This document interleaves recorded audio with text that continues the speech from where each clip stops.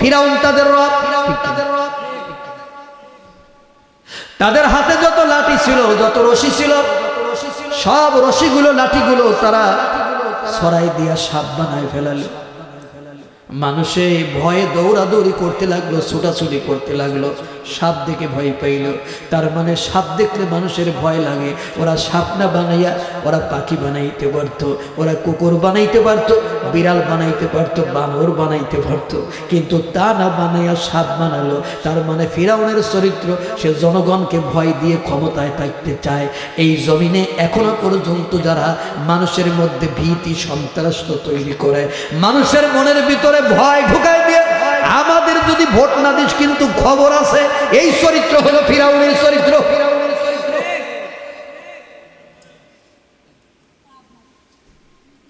এই কাজটা বিগত 17 বছর ধরে যারা করেছে, কতক্ষণ নাকি মানুষের মনের মধ্যে ভয় তৈরি করতে চায়, কিন্তু আল্লাহর বান্দা যারা জনপ্রতিনিধি তারা মানুষকে ভালোবেসে জয় করতে চায়। কোরআনের মুক্ত ঠিকানা চালাও মোদের কাবার সীমানা। মারহাবা কর। আল কোরআনের মুক্ত ঠিকানা চালাও মোদের কাবার সীমানা। যে পথ ধরলে পাইনি তোমায়, সে পথগামী করোনা। ইনিল হুকুম ইল্লা লিল্লাহ, লা ইলাহা ইল্লাল্লাহ, জোরে জোরে, লা ইলাহা ইল্লাল্লাহ, লা ইলাহা ইল্লাল্লাহ মুহাম্মাদুর রাসূলুল্লাহ। সকলে পড়ুন সাল্লাল্লাহু। এখন কি ভালো শোনা যাচ্ছে? আপনি এইভাবে করে নেবেন, তাহলে আপনার কষ্ট কম হবে। তো কবর কি করে রবে একা একা, ঠিক না? অন্ধকারে বাতি নাই, বন্ধ ঘরে সাথী নাই, তোমার প্রিয়াও দেবে না তোমার দেখা। ভাবো কবর কি করে রবে একা একা, বলে ভাবো কবর কি করে রবে একা একা। অন্ধকারে বাতি নাই, বন্ধ ঘরে সাথী নাই, তোমার প্রিয়াও দেবে না তোমার দেখা। ভাবো কবর কি করে রবে, আরো জোরে, ভাবো কবর কি করে রবে। মশারি নাই, বালিশ নাই, কেমন করে ঘুমাবে ভাই? নাই এয়ার কন্ডিশনের ঠাই, নাই হিটার পাখা, ঠিক না ঠিক? মশারি নাই, বালিশ নাই, কেমন করে ঘুমাবে ভাই? নাই এয়ার কন্ডিশনের ঠাই, নাই হিটার পাখা। নির্জন নিরালা নিঝুমি, শীত গরমে একই রুমে থাকতে হবে টানা ঘুমে, বিধাতার লেখা। ভাবো কবর কি করে রবে একা একা, সবাই ভাবো কবর কি করে রবে একা একা। পাকা বাড়ি, দামি গাড়ি, টাকা করি কারি কারি, ছেড়ে দিতে হবে পারি, যাবে না থাকা। পাকা বাড়ি, দামি গাড়ি, টাকা করে কারি কারি, ছেড়ে দিতে হবে পারি, যাবে না থাকা। তোমার বসার চেয়ার, টাকার সিন্ধু, আত্মরক্ষার পিস্তল বন্দুক।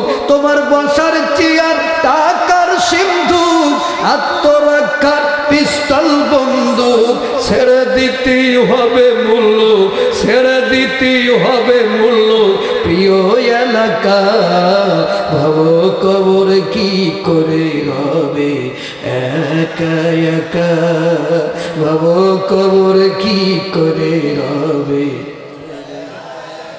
এক মুহূর্তে যে সন্তানের না দেখলে ঝড় ওঠে প্রাণের, এক মুহূর্তে যে সন্তানের না দেখলে ঝড় ওঠে প্রাণে, তাদের ছেড়ে গোরস্থানে থাকবে যে একা।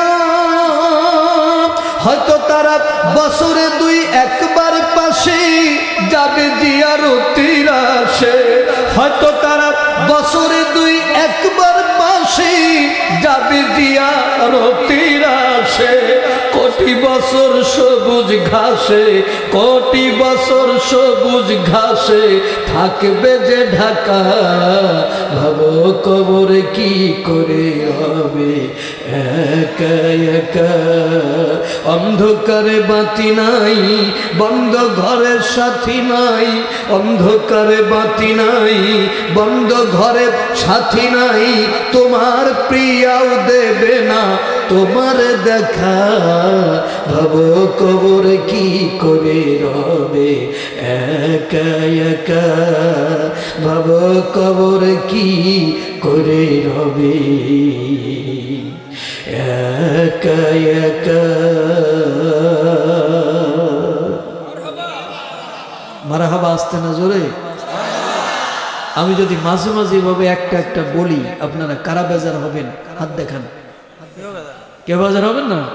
তাহলে মাঝে মাঝে বলবো যে আমার সাথে পড়েন, আউযু বিল্লাহি মিনাশ শাইতানির রাজিম, বিসমিল্লাহির রহমানির রহিম। কুতিলা আসহাবুল উখদুদ আন্নারি যাতিল ওয়াকুদ ইযহুম আলাইহা কুউদ ওয়া হুম আলা মা ইয়াফআলুনা বিল মুমিনিনা শুহুদ ওয়া মা নাকামু মিনহুম ইল্লা আইয়ুমিনু বিল্লাহিল আজিজিল হামিদ। আমার সাথে করুন সাদাকাল্লাহুল আজিম। সম্মানিত ভাইরা, আমি মহাগ্রন্থ আল কোরআনুল কারীমের 4, 5, 6, 7, 8 মোট 4টি আয়াত তেলাওয়াত করেছি। একটু আসতে ভাই, আমি বাংলা মানেটা বলে দিই। এখানে আল্লাহ বলছেন কুতিলা আসহাবুল উখদুদ, ধ্বংস হয়েছে পরীক্ষা খননকারীরা। আন্নারি যাতিল ওয়াকুদ, প্রচুর পরিমাণ ইন্ধনযুক্ত আগুন যে পরীক্ষায় ছিল। ইদহুম আলাইহা কুউদ ওয়া হুম আলা মা ইয়াফআলুনা বিল মুমিনিনা শুহুদ। তারা ওই পরীক্ষার পাশে বসেছিল এবং মুমিনদের সাথে যা তারা করতেছিল সেগুলো তারা আবার উপভোগ করতেছিল, এনজয় করতেছিল। তারা মুমিনদের সাথে এগুলো করেছিল এজন্য কারণ মুমিনেরা এক আল্লাহর উপর ঈমান এনেছিল। রব্বুল আলামিন এই আয়াত সংক্রান্ত কিছু কথা বলবার তৌফিক আমাকে দেন, সকলকে শুনে বুঝে আমল করবার তৌফিক দেন, বলেন আমিন। সম্মানিত ভাইরা, এখানে প্রথম প্রশ্ন হচ্ছে পরীক্ষা খননকারী কারা? পরীক্ষা খননকারী মানে গর্ত খননকারী কারা? যেমন হযরত ইব্রাহিম আলাইহিস সালামকে গর্ত করে আগুনের মধ্যে ফেলে মারতে চেয়েছিল নমরুদ, সে একটা গর্ত খননকারী। শুনতেছেন আপনারা? আল্লাহর নবীও কিন্তু পরীক্ষা খনন করেছিল খন্দকের যুদ্ধে। আল্লাহ এখানে বলতেছেন পরীক্ষা খননকারী এরা ধ্বংস হয়েছে। এরা কারা জানতে ইচ্ছা করে না? এই পরীক্ষা খননকারী কারা? আল্লামা আবু জাফর মুহাম্মদ ইবনে জারির আত-তাবারি তার বিখ্যাত তাফসীর গ্রন্থ তাবারিতে উল্লেখ করেছেন পরীক্ষা খননকারী কারা এ সম্পর্কে তাফসীর গণের মধ্যে মতভেদ আছে। কোন কোন তাফসীর কারক বলেন এরা অগ্নি উপাসকদের অন্তর্ভুক্ত কিতাবদারী সম্প্রদায়। হযরত কাতাদা রাদিয়াল্লাহু তাআলা আনহু হতে হযরত আলী রাদিয়াল্লাহু তাআলা আনহু কতিলা আসহাবুল উখদুদ এই আয়াত সম্পর্কে বলেছেন এরা ছিল ইয়ামানের অধিবাসী। শুনতেছেন? মন দিয়ে শুনতে হবে তো। হযরত ইবনে আব্বাস রাদিয়াল্লাহু তাআলা আনহু হতে বর্ণিত তিনি বলেন কতিলা আসহাবুল উখদুদ এই আয়াতে গর্ত খননকারী বলে যাদেরকে বোঝানো হয়েছিল এরা ছিল বনী ইসরাইল সম্প্রদায়ের লোক। প্রখ্যাত তাফসীরকারক ইমাম আবুল ফিদা ইসমাইল ইবনে কাসির রাহমাতুল্লাহ আলাইহি তার বিশ্বনন্দিত তাফসীর গ্রন্থ তাফসীর ইবনে কাসির উল্লেখ করেছেন কুণ্ডের অধিপতি কারা এ সম্পর্কে তাফসীরবিদদের মধ্যে মতভেদ রয়েছে। তিনি বলেন হযরত আলী রাদিয়াল্লাহু তাআলা আনহু থেকে তিনটি মত পাওয়া যায়। এক নম্বর উহারা ছিল পারস্যের অধিপতি। পারস্যের রাজা মাহারাম মহিলাদেরকে বিয়ে করা বৈধ করে দিতে চাইল। মাহারাম মহিলা কারা? যাদেরকে বিয়ে করা আমাদের জন্য সম্পূর্ণ হারাম, যেমন মা, বোন, খালা, ফুপু, এগুলোর বিয়ে করা যায়? এদেরকে বিয়ে করা সে বৈধ করে দিতে চাইল। তখন ওই যুগের আলেমেরা এর প্রতিবাদ করল। তখন ওই আলেমদেরকে আগুনের কুণ্ডলী তৈরি করে সে আগুনের মধ্যে নিক্ষেপ করে সে হত্যা করল। তাহলে এর থেকে আমরা বুঝি সেই যুগে হকপন্থী আলেম ওলামা ছিল। কথা কোন ঠিক কিনা? এখনো এই দেশে হকপন্থী আলেম ওলামা আছে।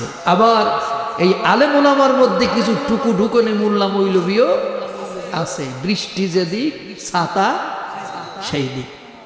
এগুলোরে আমরা বলি টুকু ঢুকনে মোল্লা মৌলবী। টুকু ঢুকনে মোল্লা মৌলবী কারে কয় জানেন? শোনেন, যেহেতু তাফসীর মাহফিল উদাহরণ দিতে হবে। কি বলেন হুজুর? কারণ উপমা আল্লাহ নিজে দিয়েছে, মশামাছির উদাহরণ। উদাহরণ না দিলে তো আপনি ওয়াজ বুঝবেন না। টুকু টুকুনে মোল্লা মৌলবী কাদের বলা হয়? এক গ্রামে 3 মাতবার। একজনের নাম ইব্রাহিম, একজনের নাম মুসা, একজনের নাম হলো টুকু। তো 3 জন মসজিদের, ইব্রাহিম সভাপতি, মুসা হলো সেক্রেটারি, টুকু হলো ক্যাশিয়ার। এই 3 জনে এক ইমামের ইন্টারভিউ নিচ্ছে। ইমাম কিরাত পড়তেছে শারআ লাকুম মিনাদ-দীনি মা ওয়াসসা বিহি নূহা আল্লাযী আওহাইনা ইলাইকা ওয়া মা ওয়াসাইনা বিহি ইব্রাহিমা ওয়া মূসা ওয়া ঈসা আন আকিমুদ-দীন। ইব্রাহিম মুসা বলল টুকু ইমাম কেমন কয়? ভালো না, দালাল। কিভাবে কয় যে এখানে ইব্রাহিম মুসার নামটা নেছে, আমি টুকুর নামটা নেই নাই, ওর চাকরি নাই, নট। কথা শুনেছেন? তো এখন টুকুর নাম তো আসলেই ঢুকাই নেই, কারণ কোরআনে তো টুকুর নাম নাই। ওর জীবনে আর একটা চান্স আছে, ও মাগরিবের নামাজ পড়াতে গেছে। তো মাগরিবের নামাজ পড়াতে গিয়ে চিন্তা করছি প্রথমে এক ভুল করছি, চাকরি হয় নাই, এখন আর একটা চান্স দিয়েছে, এখন কি করি?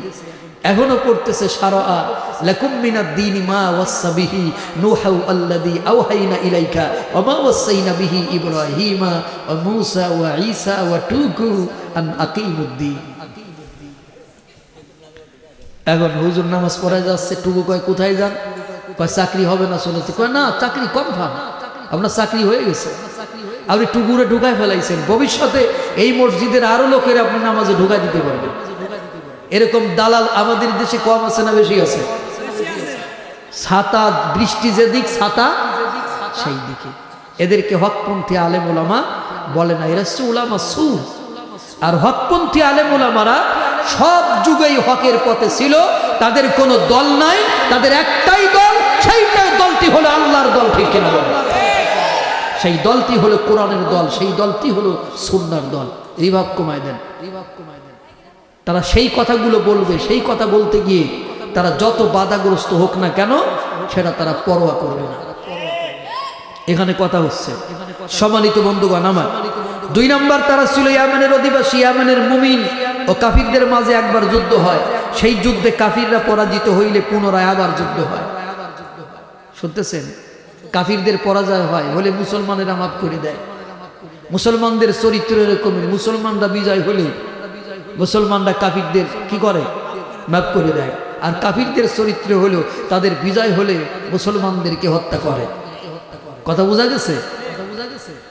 তিন নম্বর ওয়ারা ছিল হাফসার অধিপতি। পরীক্ষা খননকারী কারা এ সম্পর্কে মুসলিম ও তিরমিজি শরীফে সংকলিত একটি হাদিস যা হযরত শুআইব আলাইহিস সালাম থেকে বর্ণিত, সেখানে উল্লেখ করা হয়েছে পূর্বকালে ইয়ামেনে নাজরান এলাকায় একজন কাফির রাজা ছিল, তার নাম ছিল ইউসুফ জুনওয়াস ইবনে সারজিল। তার দরবারে একটা জাদুকর ছিল। কি ছিল? জাদুকর। এই জাদুকর বৃদ্ধ হয়ে যায়। সে রাজাকে বলে, রাজা আমাকে একটা বালক এনে দিন। রিভাব কমাই দিতে বলছি, আমি তার জাদুবিদ্যা শিক্ষা দিয়ে মরতে চাই। রাজা একজন তার উত্তরাধিকারী রাখার জন্য একজন বালকের এনে দেয়, তার নাম আব্দুল্লাহ ইবনে তামুর। আব্দুল্লাহ ইবনে তামুরকে অ্যাসাইন করে, নিয়োগ করে। আব্দুল্লাহ ইবনে তামুর জাদুকরের কাছে প্রতিদিন জাদু শিখতে যায়। এখন প্রশ্ন হলো, জাদু কি পৃথিবীতে আছে? জবাব তো দিতে হবে। জাদু কি আছে? এটা দুই গ্রুপ হয়ে গেল। বলেন আছে? এক গ্রুপ কয় নাই, আর এক গ্রুপ আছে। আমি কোন দিক যাব? আর কোরআনে যেটা বলে আমি সেটাই যাই, ঠিক কিনা? দেখেন আল্লাহর নবী হযরত মূসা আলাইহিস সালামকে আল্লাহ বললেন, ইযহাবা ইলা ফিরআউনা ইন্নাহু তাগা, তোমরা দুজনে ফিরআউনের কাছে যাও, সে খুব অবাধ্য হয়ে গেছে। তো এটা আমি বলতেছি, এই আব্দুল্লাহ ইবনে তামুরের একটু বর্ণনা দিয়ে নেই। আব্দুল্লাহ ইবনে তামুর সম্পর্কে মুহাম্মদ ইবনে আব্দুল্লাহ ইবনে আবু বকর সিদ্দিক রাদিয়াল্লাহু তাআলা বর্ণনা করেন, খলিফাতুল মুসলিমিন হযরত উমর রাদিয়াল্লাহু তাআলা আনহুর যুগে ইয়ামেনের নাজরান এলাকায় একটা খাল খনন হয়। খাল খনন করতে গিয়ে খালের মধ্যে একটা লাশ পাওয়া যায়। লাশের কপালে হাত দিয়ে লাশটা পড়ে আছে। খাল যারা খনন করতেছিল তারা মনে করলো লাশটার হাত সোজা করে আমরা দাফন করব। যখনই কপাল থেকে হাতটা টান দিয়েছে, সাথে সাথে কত জায়গা থেকে রক্ত পড়া শুরু করেছে। আবার হাতটা ছেড়ে দিয়েছে, আবার রক্ত পড়া বন্ধ হয়ে গেছে। শুনতেছেন? হযরত উমর রাদিয়াল্লাহু তাআলা আনহুর কাছে খবর দেয়া হলো, আমরা একটা লাশ পেয়েছি, এই লাশের কপালের বাম পাশে একটা ক্ষত আছে, এই ক্ষত থেকে তাজা রক্ত বের হতেছে। দেখে মনে হয় কয়েকশো বছর আগের লাশ, এখনো পর্যন্ত তাজা রক্ত বের হয়। হযরত উমর বললেন, রাসূলের সাহাবীরা তাকে ডিস্টার্ব করো না, যে অবস্থায় আছে সে অবস্থায় দাফন করে দাও। ওটা আব্দুল্লাহ ইবনে তামুরের লাশ, আর সে শহীদ হয়েছিল, শহীদরা মরে না। সুবহানাল্লাহ। শহীদরা মরে না। ওয়ালা তাকুলু লিমান ইউকতালু ফি সাবিলিল্লাহ, যারা আল্লাহর রাস্তায় শহীদ হয়েছে তাদেরকে তোমরা মৃত বলো না, তারা জীবিত, বরং তোমরা বোঝো না।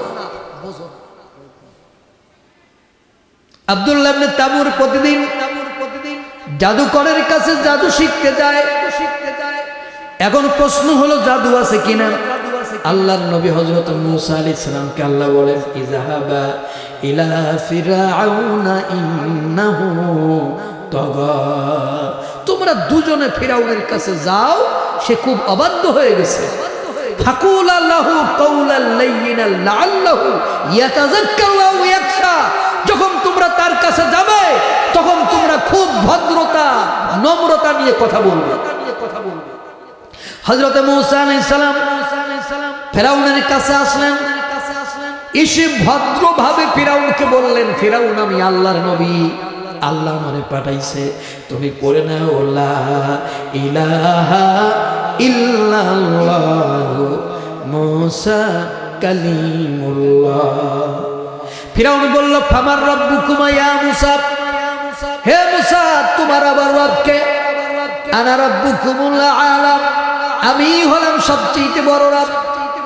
হযরত মুসা বললেন রব্বুনাল্লাযী আ'তা কুল্লা শাইইন খালকাহু সুম্মা হাদা, তিনি পৃথিবীর প্রতিটা বস্তুকে তার যোগ্য আকৃতি দিয়া তৈরি করেছেন। শুধু তৈরি করেন নাই, সাথে সাথে তাকে চলার রাস্তা বলে দিয়েছে, হেদায়েতের রাস্তা বলে দিয়েছে। সুবহানাল্লাহ। মাওলানা আব্দুল মালিক সাহেব আমার আলোচনা শুনতেছেন এবং মাঝে মাঝে দেখতেছেন আমি কি কই। ব্যাপারটা হইল উনি আমারে মাপতেছে। কেন মাপতেছে জানেন? কারণ আমি ওয়াজ করে যখন ওনার বাড়িতে মাঝে মাঝে থাকতাম তখন উনি আমারে তাফসীর পড়াতেন। আমি জানি না উনি কেন আমারে মাপতেছে, তবে আমার কাছে মনে হচ্ছে যে আমার সেই ছাত্রটা এখন মানুষ হইল কিনা দেখি, ও কথা ঠিকঠাক মতো করছে কিনা। হচ্ছে ঠিকঠাক, এই কয় যে হচ্ছে, তার মানে আমি এখন তাফসীর করা কি শিখতেছি ইনশাআল্লাহ। একজন ভালো মানের উস্তাদ, একজন শিক্ষাবিদ, অনেক ভালো মানুষ আপনার এলাকাতে। সম্মানিত ভাইরা আমার, আলোচনা করব। তাহলে হযরতে মূসা আলাইহিস সালাম বললেন যে লা ইলাহা ইল্লাল্লাহু মূসা কালিমুল্লাহ। আর সাথে সাথে ফিরাউন কয় ফামার রব্বুকুম ইয়া মূসা, হে মূসা তোমার রবকে? আনা রব্বুকুমুল আলা, আমি তো সবচেয়ে বড় রব। মূসা আলাইহিস সালাম জবাবে বললেন রব্বুনাল্লাযী আ'তা কুল্লা শাইইন খালকাহু সুম্মা হাদা, আমার রব হচ্ছেন তিনি যিনি পৃথিবীর প্রতিটা বস্তুকে তার যোগ্য আকৃতি দিয়া তৈরি করেছে। শুধু তৈরি করে নাই, সাথে সাথে তার চলার রাস্তা বলে দিয়েছে। সুবহানাল্লাহ। বাবাজিরা, প্রশ্ন করি, তাফসীর বুঝতে গেলে মাঝে মাঝে প্রশ্ন করব। এই যে মূসা যে বললেন লা ইলাহা ইল্লাল্লাহ, এর মধ্যে কি কোন কথা এমন ফিরাউন আমি তোমার দেশ থেকে তাড়াই দিব আছে? আপনারা বোঝেন নাই, ফিরাউন বুঝছিল। তার মানে ফিরাউন আমাদের থেকে শিক্ষিত ছিল। যখনই মূসা বলেছে লা ইলাহা, নাই কোনো ইলাহ, নাই কোনো মাবুদ, নাই কোনো আইনদাতা, নাই কোনো বিধানদাতা ইল্লাল্লাহ ছাড়া, আর আমি হচ্ছি তার প্রতিনিধি। মানে আমি এই জমিনের প্রতিনিধি, আমি হব সম্রাট। এখন থেকে তুমি আর নাই, তুমি কেটে বড়। এটা ফিরাউন বুঝেছে। এই জন্য ফিরাউন কয় যে ফামার রব্বুকুম ইয়া মূসা, হে মূসা তোমার রবকে? আনা রব্বুকুমুল আলা, আমি তো বড় রব, আমি তো বড় রব। মূসা আলাইহিস সালাম বলে রব তো সে যে তৈরি করেছে যোগ্য আকৃতি দিয়ে, শুধু তৈরি করে নাই, সে কোন পথে চলবে সেই পথটাও সে নিজে বলে দিয়েছে। সুবহানাল্লাহ।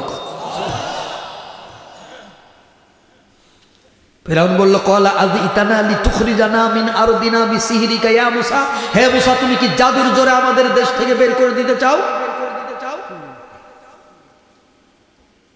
জাদু করা আমাদেরও আছে, আমাদেরও আছে। আমার জাদুকরদের সাথে তোমার প্রতিযোগিতা করতে হবে। হযরতে মূসা বললেন অবশ্যই প্রতিযোগিতা করব, তবে এই ঘরের মধ্যে করব না, বাইরে করব, মাঠে করব, জনগণের সামনে করব। দেখেন আল্লাহর নবীর কতটা ব্রেন প্রখর ছিল। এক সেকেন্ডের ভিতরে বললেন অবশ্যই জাদুর প্রতিযোগিতা হবে, তবে বাইরে হবে, ঘরে হবে না। কেন ঘরে হবে না? দুইটা কারণ ছিল। এক নম্বর কারণ হলো এই ঘরের মধ্যে যদি আমি জাদুর খেলা দেখাই তাহলে সমস্ত মিডিয়াগুলো তুমি দখল করে বসে আছো। এখানে যত লোক আছে সব তোমার, শুধু আমি আর আমার ভাই হারুন ছাড়া এখানে আমার কেউ নাই, আর আল্লাহ ছাড়া। আমি ঘরের মধ্যে জাদুর খেলা যত ভালো দেখাই, এই মিডিয়াগুলোরে তুমি আগেই কিনে নিয়েছো, ওগুলো বাইরে প্রচার করবে মূসা হারুন কিচ্ছু পারে নাই। এজন্য ঘরে হবে না, যা হবে মাঠে হবে, ওপেনে হবে, দিনে হবে, আর দিনের ভোট রাতে হবে।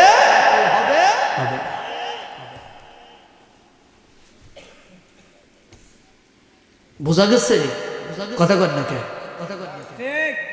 দিনের ভোট রাতে যারা করেছে করে নাই। এই জন্য ফিরাউন কইল যে ঘরের ভিতরে এগুলো হবে না, এগুলো হবে কোথায়? মূসা বললেন বাইরে হবে, মাঠে হবে, ওপেনে হবে, চলো। এটা হলো প্রথম কারণ। দুই নম্বর কারণ হলো সরকারি টাকা দিয়ে লক্ষ লক্ষ মানুষ জড়ো করবে। এই লোক জড়ো করতে আমি টাকা খরচ করব না, লোক জড়ো করবি তুই আর খেলাটা খেলবো আমি। সুবহানাল্লাহ কর না। লোক জড়ো করবি কি তুই আর খেলা খেলবো আমি, তোর টাকায় তুই লোক জড়ো কর। এই জন্য কয় যে মাঠে চলো, কারণ হযরতে মূসা জানে এই ঘরের মধ্যে যদি আমি খেলা দেখাই তাহলে এগুলো মানুষের কাছে পাবলিসিটি হবে না, কিন্তু মাঠে যদি দেখাই লক্ষ লক্ষ মানুষে দেখবে এবং লক্ষ লক্ষ মানুষ কালিমা পড়বে। সুবহানাল্লাহ কর, সুবহানাল্লাহ কর। এবার গেল, আমি জাদুর বর্ণনা দিতেছি, জাদু আছে কিনা। এবার গেল মাঠে, এক পাশে মূসা এবং হারুন দাঁড়িয়ে আছে, আর এক পাশে ফিরাউন এবং তার জাদুকররা দাঁড়িয়ে আছে। মাঠের মধ্যে হাজার হাজার মানুষ। জাদুকররা এসে বলল, কানু ইয়া মূসা ইম্মা আন তুলকিয়া ওয়া ইম্মা আন নাকুনা আউওয়ালা মান আলকা। হে মূসা, হয় তুমি তোমার জাদুর লাঠি নিক্ষেপ করো, না হয় আমরা প্রথমে নিক্ষেপ করি। হযরতে মূসা বললেন, তোমাদেরটাই তোমরা প্রথমে নিক্ষেপ করো। ভালো ছাত্ররা এমনই হয়। ছোটকালে যখন স্কুলে বার্ষিক ক্রীড়া প্রতিযোগিতা হতো, একটা খেলার নাম ছিল লাফ দেওয়া। কি দেওয়া? এই লাফ যারা দেয় বুদ্ধিমানেরা পিছনে দেয়। কেন দেয় জানেন? কারণ ওরা আগে কতটুক লাফাইছে দেখিনি, তারপরে আমারটা দিব ওই মাপ অনুযায়ী। বুঝাইতে পারছি? হযরতে মূসা আলাইহিস সালাম কয় যে তোমাদেরটা আগে দাও, মানে দেখি তোমরা আগে কি করতে পারো। তারা কি করলো? তাদের হাতে যত লাঠি ছিল সমস্ত লাঠিগুলো, রশিগুলো মাটির মধ্যে ছড়াই দিল। ছড়াই দিয়ে বলল, কালু বিইজ্জাতি ফিরআউনা ইন্না লানাহনুল গালিবুন। ফিরাউনের ইজ্জতের শপথ, বিজয় আমরা হবই হব। তাহলে বলল ফিরাউনের ইজ্জতের শপথ, আমরা বলি আল্লাহর ইজ্জতের শপথ। তারা বলল ফিরাউনের ইজ্জতের শপথ, তার মানে প্রমাণ হলো ফিরাউন তাদের রব। তাদের হাতে যত লাঠি ছিল, যত রশি ছিল, সব রশিগুলো লাঠিগুলো তারা ছড়াই দিয়া সাপ বানায় ফেলালো। মানুষে ভয়ে দৌড়াদৌড়ি করতে লাগলো, ছুটাছুটি করতে লাগলো। সাপ দেখে ভয় পাইল, তার মানে সাপ দেখলে মানুষের ভয় লাগে। ওরা সাপ না বানাইয়া ওরা পাখি বানাইতে পারতো, ওরা কুকুর বানাইতে পারতো, বিড়াল বানাইতে পারতো, বানর বানাইতে পারতো, কিন্তু তা না বানাইয়া সাপ বানালো। তার মানে ফিরাউনের চরিত্র, সে জনগণকে ভয় দিয়ে ক্ষমতায় থাকতে চায়। এই জমিনে এখনো পর্যন্ত যারা মানুষের মধ্যে ভীতি সন্ত্রাস তৈরি করে, মানুষের মনের ভিতরে ভয় ঢুকায় দিয়ে, আমাদের যদি ভোট না দিস কিন্তু খবর আছে, এই চরিত্র হলো ফিরাউনের চরিত্র।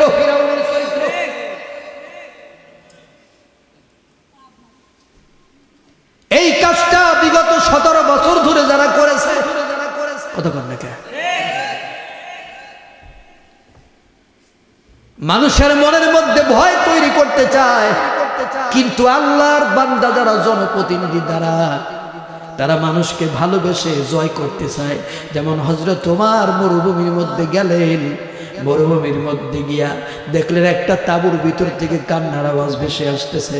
হযরত ওমর দাঁড়িয়ে লক্ষ্য করলেন একটা মহিলা কি জানি রান্না করে, আর ছোট ছোট বাচ্চাগুলো বসে বসে কাঁদতেছে। মহিলার রান্নাও হয় না, বাচ্চাগুলোর কান্নাও থামে না। হযরত ওমর ধমকের সুরে বললেন, মহিলা একটু সকাল সকাল রান্না করে বাচ্চাদের খেতে দিলে ভালো হয়, এত রাত করো কেন? মহিলা বললেন, তোমার তো চিনলাম না, আমার বাড়ি এই জায়গা না, অনেক দূর থেকে আসছি, 3 দিন হয়ে গেল, সাহায্যের জন্য খলিফার কাছে গেলাম, খলিফার কোনো দেখা পাই নাই। আমরা কি খাবো? আমার বাচ্চাগুলো 3 দিন ধরে না খাওয়া, তারা কাঁদতেছে, খাবার দাও, আমার ঘরে খাবার নাই। আমি এই হাড়ির মধ্যে পাথর আর পানি দিয়া জাল দিয়া বাচ্চাদের বুঝাই, বাবারা এই যে রান্না হয়ে গেল, তোমরা ঘুমাও। আমি ওদের ঘুম পাড়াই, আবার ওরা জেগে বলে খাবার দাও, আবার হাড়ির মধ্যে পাথর দিয়া জাল দেই। ওরা আজকে বলতেছে, মাগো 3 দিন ধরে বুঝাইছো, আজকে খাবার না দিয়া পর্যন্ত আমরা ঘুমাবো না। আপনি বলেন আমার হাড়ির মধ্যে পাথর আর পানি ছাড়া কিছু নাই, কি খেতে দিব? হযরত উমর একটা দৌড় মারলেন, একটা দৌড় মেরে তিনি বাইতুল মালের কাজটা মেরে বলেন, আসলাম এই বাইতুল মালের দরজাটা খুলে দাও। দরজা খুলে দেওয়া হলো। বস্তার ভিতরে তরকারি আটা ঢুকাইয়া বস্তার মুখ বেঁধে আসলাম মেরে বললেন, আসলাম এই বোঝাটা আমার মাথায় উঠাই দাও। আসলাম বলেন, আমিরুল মুমিনিন, এত বড় বোঝা বহন করার জন্য আমি আপনার খাদেম আছি, আপনি কেন বহন করবেন? হযরতে উমর বললেন, আসলাম যেই দৃশ্য আমি দেখে আসছি তাতে মনে হয় না আল্লাহ আমারে মাফ করবে, দেরি করো না, আমার বোঝা আমার মাথায় উঠাই দাও। হযরত আসলাম বলেন, ওমরের মাথায় বোঝাটা উঠাই দিলাম। এত জোরে ওমর হাঁটলেন, দৌড়ায়াও ধরতে পারলাম না। আমি দৌড়াইতে গিয়া দেখি একটা তাঁবুর মধ্যে ঢুকে গেলেন। ঢুকে বস্তার মুখ খুলে তরকারি আটা বের করে এক পাশে রেখে মহিলার হাতে আটা দিয়ে বললেন, মা আটা না, রুটি বানাইতে শুরু করো। ওই মহিলা আটা নিয়ে রুটি বানাতে শুরু করলেন। অর্ধ পৃথিবীর শাসক হযরত ওমর মহিলার একটু দূরে বসে বাচ্চাদের নিয়ে তরকারিগুলো কুটি কুটি রান্না বান্না সহযোগিতা করলেন। রান্না হয়ে গেল। ওমর বললেন, মা এই আটা নাও, এই রুটি নাও, আর তরকারি নিয়ে খাইতে শুরু করে দাও।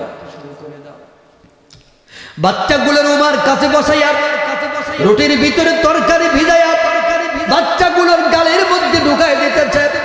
মহিলা লক্ষ্য করে দেখেন ওমরের চোখ থেকে পানিগুলি গড়ায় গড়ায় পড়তেছে। মহিলা কেঁদে উঠলেন, কে গো, এই গভীর রাতে তুমি আমাদের জন্য যা করলে, ওমর খলিফা না হইয়া তুমি খলিফা হলেই বেশি ভালো হতো। ওই লোকটা বললেন, মা তুমি আগামীকাল খলিফার দরবারে যেও, আমি তোমাদের জন্য আরো কিছু করার ব্যবস্থা করব। পরের দিন মহিলা জনগণের ভিড় ঠেলে যখন খলিফার সামনে দাঁড়ালেন, খলিফা আর কেউ নয়, রাতের আধারের আগন্তুক ব্যক্তিটা, যেই মানুষটা মহিলার ঘরের মধ্যে খাবার পৌঁছাই দিয়েছিল। মহিলা ওমরের সামনে জোরহাত করে বললেন, আমিরুল মুমিনিন, রাতের আধারে একটা বেয়াদবিপূর্ণ কথা বলেছি, ভুল কথা বলেছি, এজন্য আপনি আমাকে মাফ করে দেন। ওমর বললেন, মা উল্টা মাপছে, আমাকে অপরাধী করো না, বরং তুমি আমাকে মাফ করে দাও। এই কথা বলে কিয়ামতের ময়দানে আমি ওমরকে আসামির কাঠগড়ায় দাঁড় করাইয়া দিও না। এরকম একটা শাসক আমরা বাংলার জমিনে চাই কি চাই না? এজন্য আমি মহিলাদেরকে বলি, মহিলারা পেটে যদি বাচ্চা আছে, অনেক মহিলা বলে আমার মেয়ে দাও, চেহারা যদি ভালো হয় নায়িকা বানাবো, আমার ছেলে দাও, চেহারা যদি ভালো হয় নায়ক বানাবো, চেহারা খারাপ হলে ডিপ জল বানাবো। আমি বলি, মাগো এই দোয়া করো না, আজকের থেকে দোয়া করবা, দাও খোদা দাও আমায় আবার ওমর দারাজ দিল। সবাই দাও খোদা দাও আমায় আবার। আর একটু আওয়াজ আছে না? আপনাদের কষ্ট হলে খাবার দিয়ে দিই, বলেন দাও খোদা দাও আমায় আবার ওমর দারাজ দিল। দাও আলীর মতো বীর সেনানি, আলীর মতো বীর সেনানি, জাগাতে নিখিল। দাও খোদা দাও আমায় আবার ওমর দারাজ দিল। হামজাকে দাও ঘরে ঘরে জীবন দিতে ওয়াকাতরে, ঠিক কিনা? হামজাকে দাও ঘরে ঘরে জীবন দিতে ওয়াকাতরে, আমার কাবা ভাঙতে এলে, আমার কাবা ভাঙতে এলে পাঠাও আবাবিল। দাও খোদা দাও আমায় আবার ওমর দারাজ দিল। দাও খোদা দাও আমায় আবার ওমর দারাজ দিল। এটা দরুদ পড়ি, আল্লাহুম্মা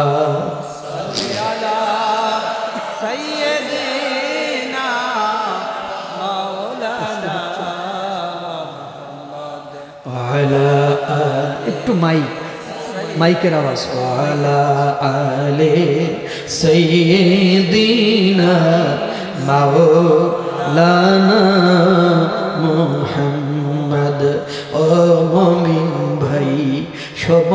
থাকতে কোরআন হাদিস ছেড়ো না, নবীর রওজা জিয়ারতে চলো সোনার মদিনা।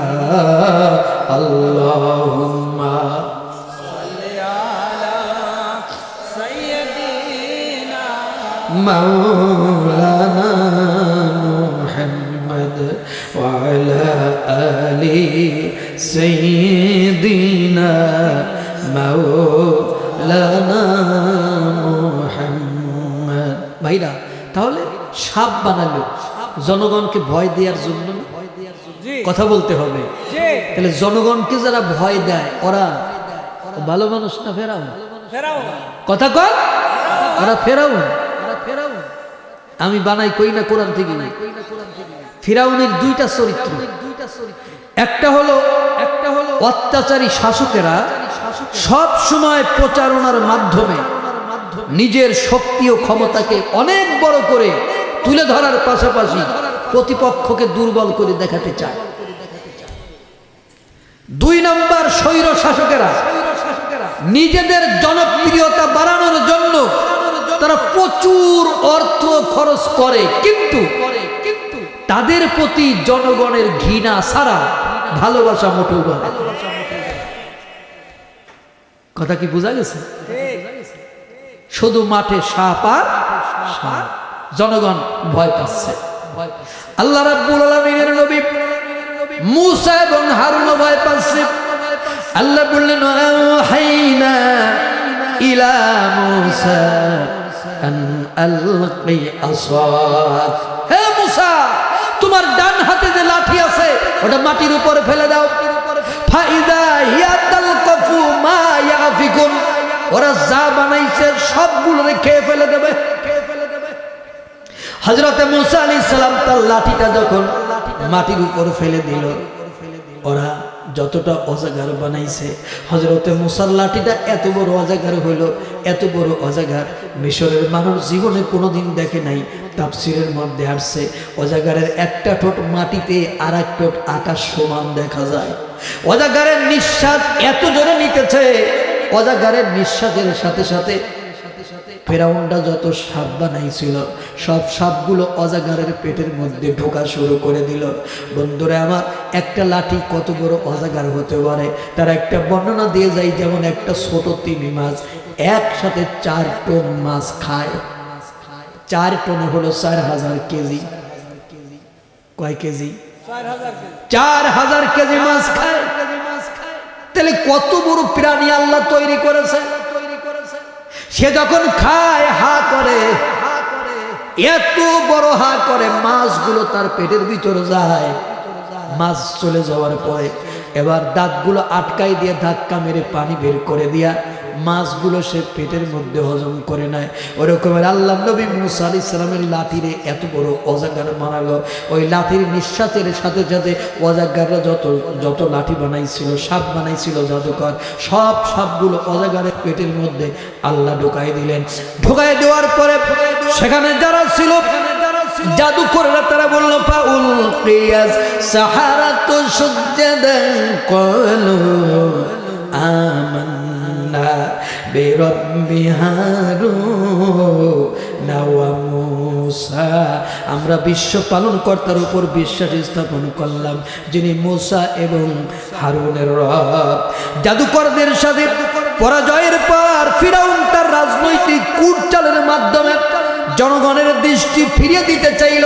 তার মানে জাদুকররা যখন কালিমা পড়ে নিল, জাদুকররা যখন নবীর পক্ষে চলে আসলো, আল্লাহর দ্বীনের পক্ষে চলে আসলো, তখন ফিরাউন চিন্তা করলো আমার ক্ষমতা আর থাকবে না, কারণ আমি জাদুকরদের উপর ভর করে ক্ষমতার চেয়ারে বসেছিলাম। সুতরাং জাদুকররা যখন মূসার পক্ষে চলে গেছে তখন আমার পালানো ছাড়া আর কোনো রাস্তা নাই। তার মানে যারা বন্দুকের নল দিয়ে জনগণকে শাসন করতে চায়, ওই নল যখন ঘুরে যায় তখন সে পালায় চলে যায়। কষ্ট হচ্ছে নাকি? আর একটু ওয়াজ করবো। ফিরাউন দেখলো আমি জাদুকরদের ভয় দেখাই এই দেশ শাসন করি, জাদু করে যখন ঘুরে গেছে তখন আমার গদি নড়বড়ে আমার পালাইতে হবে। এজন্য সে কূট কৌশল চালল। সে জাদুকরদের বলল ক্বালা আমানতুম লাহু ক্বাবলা আন আযানা লাকুম, আমি হুকুম দিবার আগে ঈমান এনে নিলি। ইন্নাহু লাকাবীরুকুম, এই মুসাই তোদের প্রধান, এই মুসাই তোদের বড় জাদুকর। জনগণের বুঝালো, জনগণ আমি বিশ্বাস করে ভুল করেছি, আমি এই জাদুকরদের বিশ্বাস করছিলাম। ওরা তলে তলে ফির জাদুকর মুসার সাথে হাত মিলাইছে, মুসার কাছে টাকা খাইছে, টাকা খাইয়া এই ভরা দরবারে আমার পরাস্ত করে ভালাইছে। আসলে মুসা কিছু জানতো না, সে ষড়যন্ত্র করে আমাদের ঠকাইছে। জাদুকরদের বললো মুসা তোদের প্রধান, এই মুসার কাছ থেকে তোরা জাদু শিখছি। এর থেকে একটা প্রমাণ হলো ফিরাউনের আর একটা চরিত্র, সাথে থাকলে সঙ্গী, না থাকলে জঙ্গি, সাথে থাকলে হুজুর আর না থাকলে রাজাকার।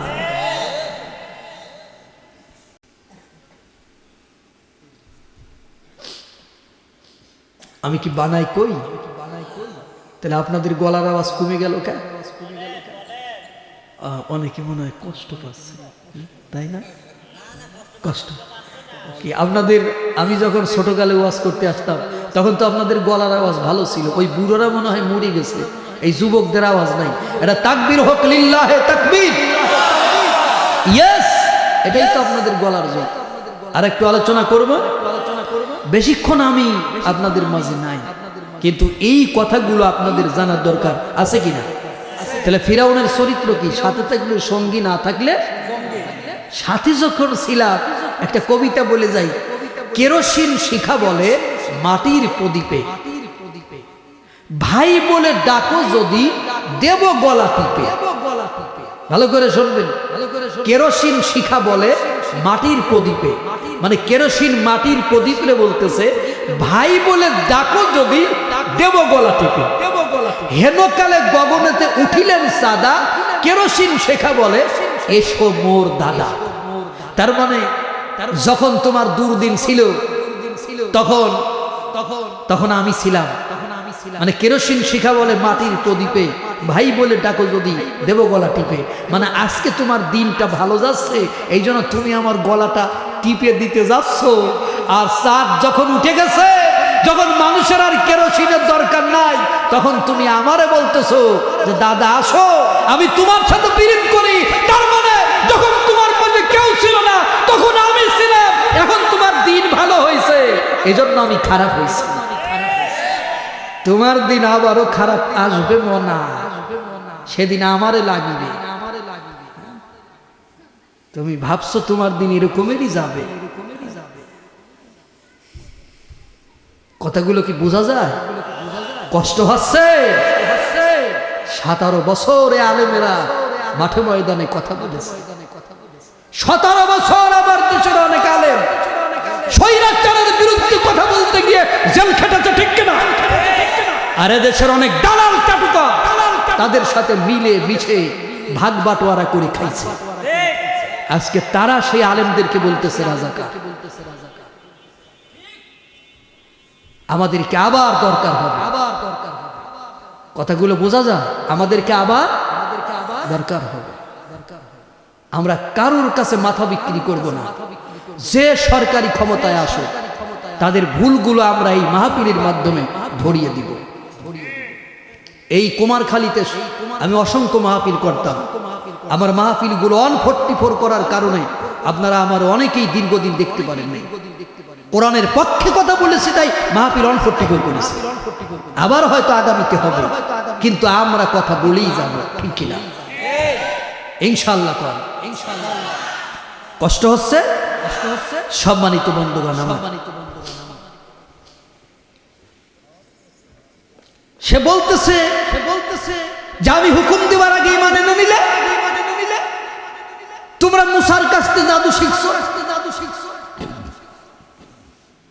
এরপরে সে জনগণকে বলল ইউরিদু আইয়ুখরিজাকুম মিন আরদিকুম বিসিহরিহি ফামাযা তা'মুরুন। হে দেশের জনগণ, জাদু দেখে এত খুশি হচ্ছে কেন? শুনতেছেন? জাদু দেখে এত খুশি হচ্ছে কেন? এই মুসা এবং হারুন তোমাদেরকে দেশ থেকে বের করে দিতে চায় নাকি তোমরা বোঝো? কিন্তু সে জানে না দেশের লোক সব তার পক্ষে নাই, তলে তলে সব চলে গেছে মুসার পক্ষে। কথা কর না কেন? কিন্তু সে জানে যে সব আমার পক্ষে। এজন্য সে কচ্ছে যে এত খুশি হইও না, এরা তোমাদেরকে দেশ থেকে বের করে দিতে চায়। আচ্ছা হুজুর, আমি কি গুলো বানাই কই? তাহলে কোরআনের আয়াত থেকে বলতেছি, তোমাদেরকে দেশ থেকে বের করে দিতে চায়, এত খুশি হচ্ছ কেন? কিন্তু সে জানে না, সে জানে না যে জনগণ তার পক্ষে। এই জন্য সেই কথা বলতেছে। এরপরে সে বলতেছে ফামাযা তা'মুরুন। দেখো তো ভাব, আল্লাহু আকবার, জোরে কোন আল্লাহু আকবার। হোয়াট ইজ ইউর ডিসিশন নাও? তোমাদের রায় কি? তোমরা আমারে কি বলতে চাও? জনগণের দিকে প্রশ্ন ছুড়ে দিয়ে বলল, আমারে কি বলতে চাও? জনগণ তো আসলে পক্ষে নাই, আছে তেল চোর, আটা চোর, চাল চোর। ইরা কথা বুঝেছেন? এরা কই যে অকালাল মালাউ মিন কওমি ফিরআউনা আতাদারু মূসা ওয়া কওমাহু লিইফসিদু ফিল আরদ। তুমি মূসা এবং তার জাতির লোকদেরকে এমনি এমনি ছেড়ে দেবে, তারা দেশের মধ্যে বিপর্যয় তৈরি করে বেড়াক। ফিরআউন কয় না, আমি তো তা ছাড়বো না, আমি তাদেরকে কি করব? ক্বালা সানুকাতিলু আবনাআহুম, আমি তাদের পুত্র সন্তানদের জবাই করব। ওয়া নাস্তাহি নিসাআহুম, আমি তাদের মেয়েদেরকে দাসী বান্দি বানাবো। ওয়া ইন্না ফাওকাহুম কাহিরুন, তারা জানতে পারবে আমার ক্ষমতা বেশি না আল্লাহর ক্ষমতা বেশি। আমরা তাদের উপর প্রবল কর্তৃত্বের অধিকারী। এরপরে সে জাদুকরদের বলল ফালা উকাতিয়ান্না আইদিয়াকুম ওয়া আরজুলাকুম মিন খিলাফি ওয়া লা উসাল্লিবান্নাকুম ফি জুজুইন নাখলি ওয়া লা তা'লামুন্না আইয়ুনা আশাদ্দু আযাবা ওয়া আবকা। সে বলল, যে জাদুকররা, আমি যার ডান হাত কাটবো তার বাম পাও কাটবো, যার বাম হাত কাটবো তার ডান পাও কেটে উল্টা উল্টা কেটে আমি তোমাদের শুলে চড়াবো, আমি তোমাদের মৃত্যুদণ্ড দিয়ে দিলাম। জাদুকররা ভয় পাইল না, কারণ তারা এক আল্লাহর উপর ঈমান আনছে। কাদের উপরে? আরো জোরে কয়, এক আল্লাহর উপর ঈমান আনছে, তারা ভয় পাইল না। তারা বলল, ফিরাউন, এই পৃথিবীতে তোমার শাস্তি দেওয়ার ক্ষমতা আছে, কিন্তু আমরা মরার পরে তুমি শাস্তি দিতে পারবে না। আমরা সেই আল্লাহর উপর ঈমান আনছি যে আল্লাহ রাব্বুল আলামিন দুনিয়াতে শাস্তি দিতে পারে, আখিরাতেও শাস্তি দিতে পারে। তার মানে আল্লাহর বান্দা যারা এই জমিনে দিন কায়েম করতে চায়, ওরা কারণ হুমকি ধামকি ভয় পায়।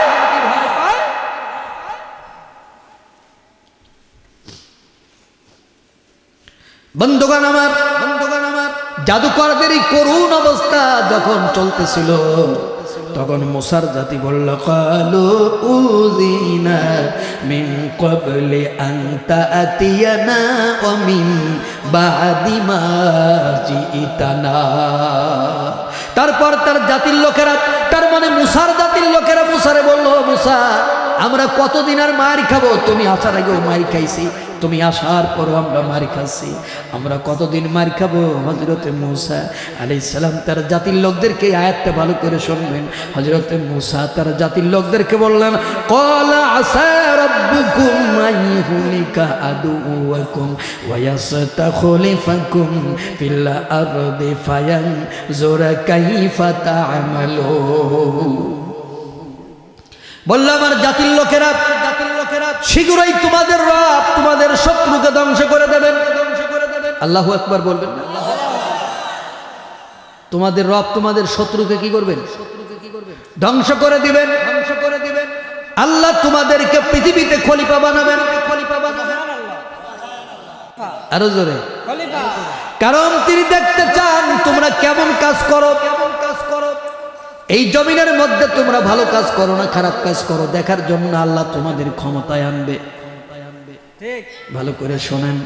এরপরে মুসা আলাইহিস সালাম তার জাতির লোকদেরকে বললেন, ক্বালা মুসা লিকওমিহি ইসতাঈনু বিল্লাহি ওয়াসবিরু, আল্লাহর কাছে সাহায্য চাও আর সবর করো। এই আলোচনার জন্য আনলাম ভাইরা যারা বলেছিলেন জাদু বলে পৃথিবীতে কিছু নাই, আসলে জাদু বলতে পৃথিবীতে আছে যেটা আল্লাহ কোরআনের মধ্যে বলে দিয়েছে। ওই আব্দুল্লাহ ইবনে তামুর জাদুকরের কাছে জাদু শিখতে যায়, মনে আছে তো ওয়াজটা? জাদুকরের কাছে জাদু শিখতে যাওয়ার পথের মধ্যে একটা পাদ্রীর সাথে তার দেখা হয়। খ্রিস্টানেরা পাদ্রী বলে, মুসলমানেরা হুজুর বলে। তখন পৃথিবীতে খ্রিস্ট ধর্ম ছিল একমাত্র ধর্ম, এছাড়া কোনো ধর্ম ছিল না। তখন ওই পাদ্রীর দিন ছিল সত্য ধর্ম, আল্লাহর ধর্ম। ওই পাদ্রীর কাছে আব্দুল্লাহ ইবনে তামুর দিন শিক্ষা গ্রহণ করতে থাকলো। এদিকে জাদুকরের কাছে যাইতে আব্দুল্লাহ ইবনে তামুরের ভালো লাগে না, কিন্তু রাজা অর্ডার করে, বাড়ি থেকে প্রেশার দেয়, সে জাদুকরের কাছে যায়। দেরি হওয়ার কারণে জাদুকর তারে পিটায়। আবার যখন বাড়িতে যায়, বাড়িতে যেতে দেরি হলে আবার বাড়ির মানুষ তারে মারে। এইভাবে করে মার খাইতে থাকলো। একদিন আব্দুল্লাহ ইবনে তামুর তিনি জাদুকরের বাড়িতে যাচ্ছে, দেখে পথের মধ্যে বিরাট একটি জানোয়ার দাঁড়িয়ে আছে। জানোয়ারের ভয়ে মানুষগুলো পাগলের মতো ছোটাছুটি করে দৌড়ায়। আব্দুল্লাহ ইবনে তামুর একটা পাথর হাতে নিলেন, পাথর হাতে নিয়ে তিনি চিৎকার দিয়ে বললেন, ও পাদ্রী আল্লাহ, আমি তোমার কারণে আমার বাবার কাছে, আমার উস্তাদের কাছে আমি মার খাই। আমি তোমার দিন শিক্ষা গ্রহণ করতে গিয়া জাদুকরের কাছে যেতে দেরি হয়, সে আমারে মারে। আবার বাড়িতে যাইতে দেরি হলে আমারে মারে। আমি আজকে একটু পরীক্ষা করতে চাই, আমি এই পাথরটা ছুঁড়ে মারবো এই জানোয়ারের দিকে। পাথরের আঘাতে যদি জানোয়ারটা মারা যায় তাহলে আমি মনে করব তোমার দিন সত্য, আর যদি মারা না যায় আমি মনে করব তোমার দিন মিথ্যা। এটা বলে সে পাথর ছুঁড়ে মারার সাথে সাথে জাদুকরটা লুটিয়ে ওখানে পড়ে গেল, ওখানে মারা গেল। মারা যাওয়ার পরে আব্দুল্লাহ ইবনে তামুরের লাশ সারা দেশের মধ্যে ছড়ায় গেল। সুবহানাল্লাহ। মানুষগুলো আব্দুল্লাহ ইবনে তামুরের কাছে রোগ মুক্তির জন্য আসতে লাগলো। একজন এসে বলল, আব্দুল্লাহ ইবনে তামুর, আমার হাত ভেঙে গেছে, আমার হাতটা ভালো করে দাও। আব্দুল্লাহ ইবনে তামুর বললেন, হাত ভালো করার মালিক আমি না, হাত ভালো করার মালিক হচ্ছে আল্লাহ। তুমি ঈমান আনো, আল্লাহর কাছে দোয়া করে দেবো, আল্লাহ হাতটা ভালো করে দেবে। ঈমান এনেছে, দোয়া করার সাথে সাথে আল্লাহ আব্দুল্লাহ ইবনে তামুরের দোয়া কবুল করে ওই লোকটার হাত ভালো করে দিয়েছে। যার কোনো সমস্যা হয় সেই লোকটা আব্দুল্লাহ ইবনে তামুরের কাছে দৌড়ায় আসে। এইভাবে করে ওই দেশের রাজার মন্ত্রী তার চোখ অন্ধ হয়ে গেল।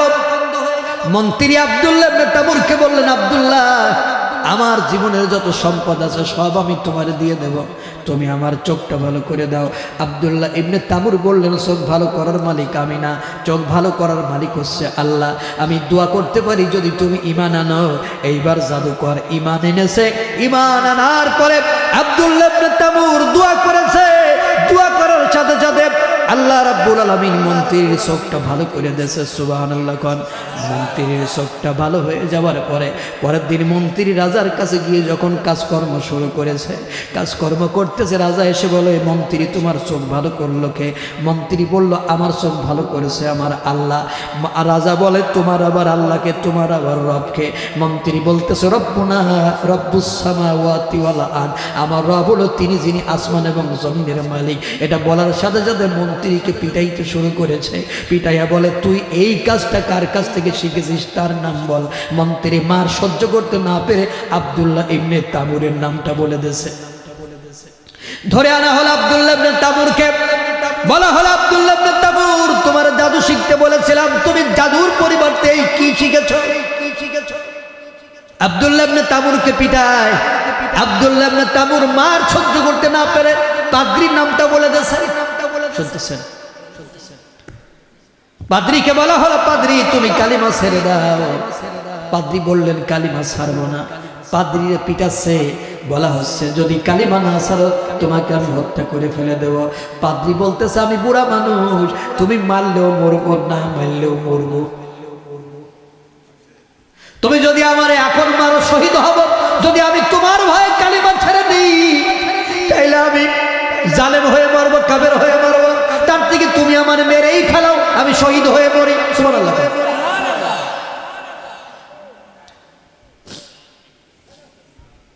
কথা বলেন না। রাজা পাদ্রীকে মারার জন্য গর্ত খুলল। কি খুলল?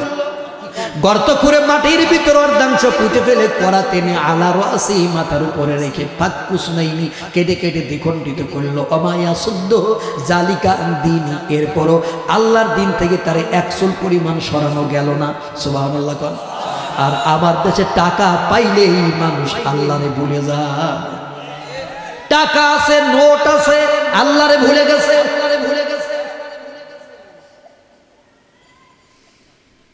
ও মুসলমান, এবার মন্ত্রীরা মেরে ফেলাইছে, বাকি থাকলো আব্দুল্লাহ ইবনে তামুর। শুনতেছেন? আব্দুল্লাহ ইবনে তামুরকে মারার জন্য রাজা তার লোকদেরকে বলল, আব্দুল্লাহ ইবনে তামুরকে পাহাড়ের উপর নিয়ে যাও। পাহাড়ের উপর নিয়ে বলবে কালিমা ছেড়ে দাও। যদি কালিমা ছাড়ে তারে তোমরা ছেড়ে দিবা, আর যদি না ছাড়ে পাহাড় থেকে তারে ফেলে হত্যা করবা। এবার পাহাড়ের উপর উঠেছে, পাহাড়ের উপর উঠে বলে আব্দুল্লাহ ইবনে তামুর কালিমা ছেড়ে দাও। আব্দুল্লাহ ইবনে তামুর বলেন কালিমা ছাড়বো না। বলে আমরা তোমাকে পাহাড় থেকে ফেলে দেব। আব্দুল্লাহ ইবনে তামুর আল্লাহরে ডাক দিয়ে বলে, আল্লাহ আমি তোমারে ভালোবাসার কারণে আজকের আমারে পাহাড় থেকে ফেলে মারতে চাই।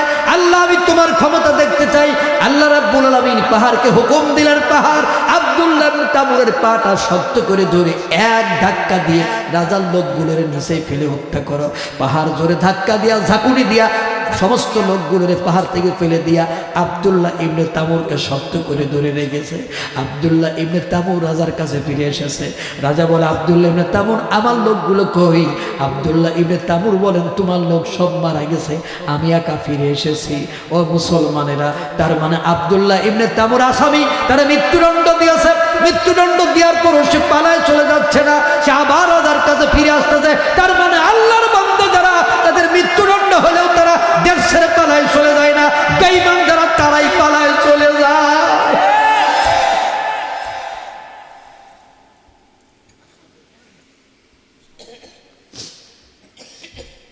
কষ্ট হচ্ছে, আর একটু ওয়াজ করব।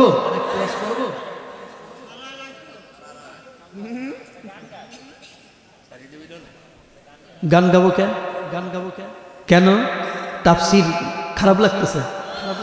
তাহলে গান গাবো কেন? সকল দিন কি সমান যায় রে বেটা, আমি কদিন আগে ছিলাম খোকা, আমি কদিন আগে ছিলাম খোকা, এখন হইছি জ্যাঠা। সকল দিন কি সমান যায় রে বেটা। এই কথাগুলোর গুরুত্ব তো আপনাকে বুঝতে হবে, আমি কি বলতেছি। তারপরে নাই আপনি গান শুনেন। তাহলে যারা আল্লাহর বান্দা তারা ফাঁসির আসামি হলেও দেশ থেকে, আর যারা বেঈমান দেশদ্রোহী, যারা দেশকে ভিন্ন দেশের কাছে ইজারা দিতে চায়, একমাত্র তারাই পারে, কারণ তারা দেশটাকে কলোনি বানাইতে চায়।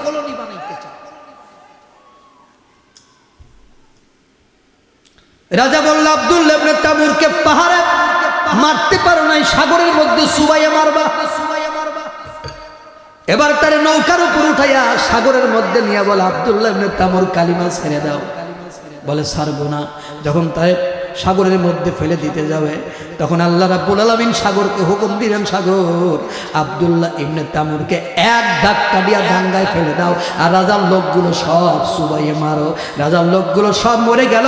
এবার আব্দুল্লাহ ইবনে তামুর রাজার কাছে যে বলল, ও রাজা, তোমার সব লোক মারা গেছে, আমি একা ফিরে এসেছি। রাজা বলল, আমি তোমারে মারবই। আব্দুল্লাহ ইবনে তামুর বললেন, তুমি আমারে মারতে পারবে না, আমারে যদি মারতে হয় আমার কথা শোনা লাগবে, আমার কথার বাইরে গিয়া তুমি আমারে মারতে পারবে না। কি করবে না? কারে দেবে? এই যে বসে, কোনো চা লাগবে না। আর পিছনে বসে যারা আরাম করে বাদাম খাচ্ছেন, খাওয়া যাবে না, খাওয়া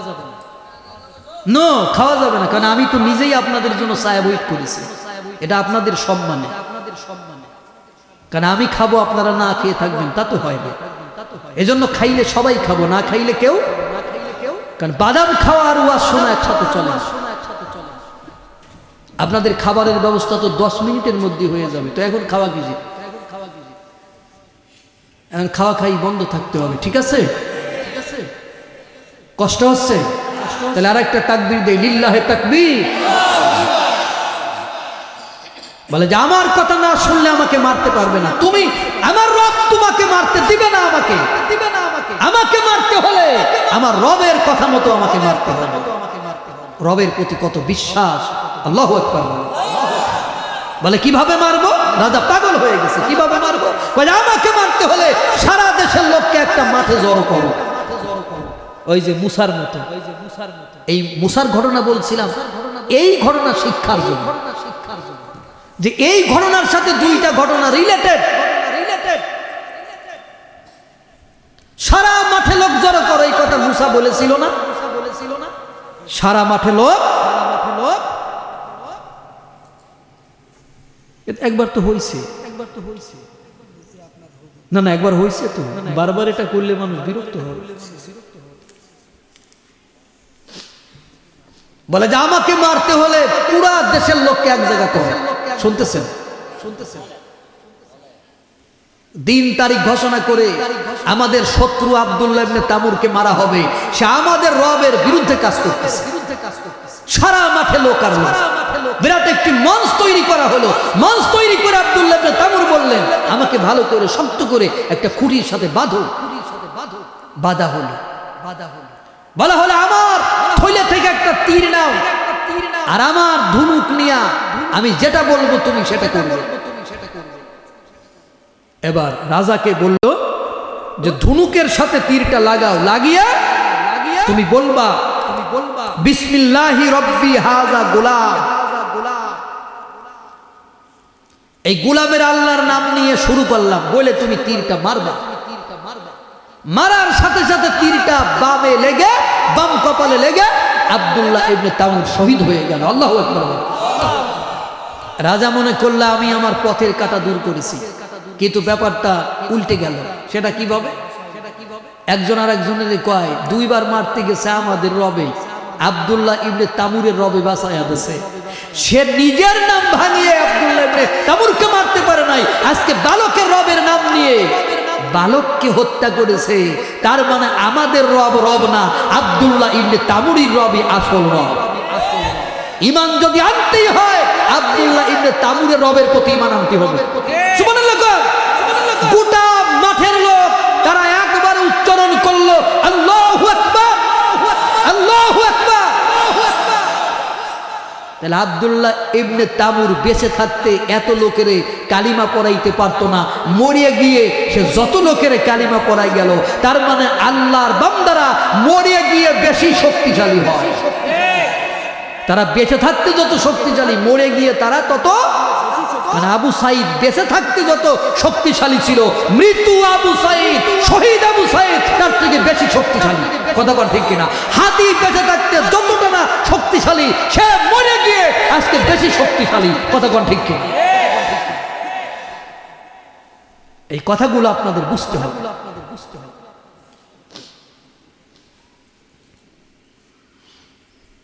এবার রাজা হুকুম দিল,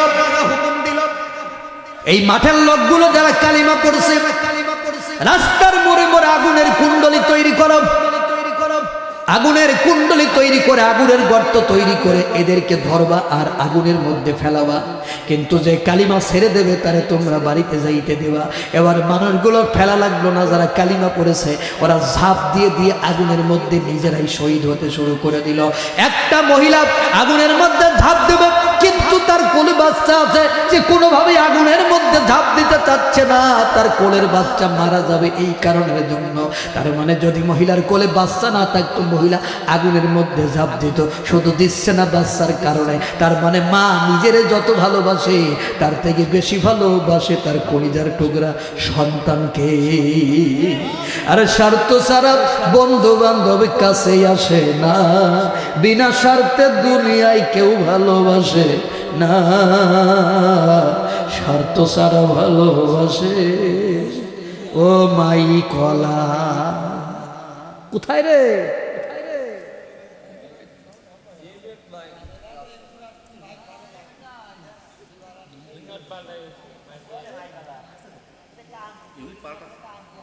বসো, গজল হলে মাঝে মাঝে ইকো দিও।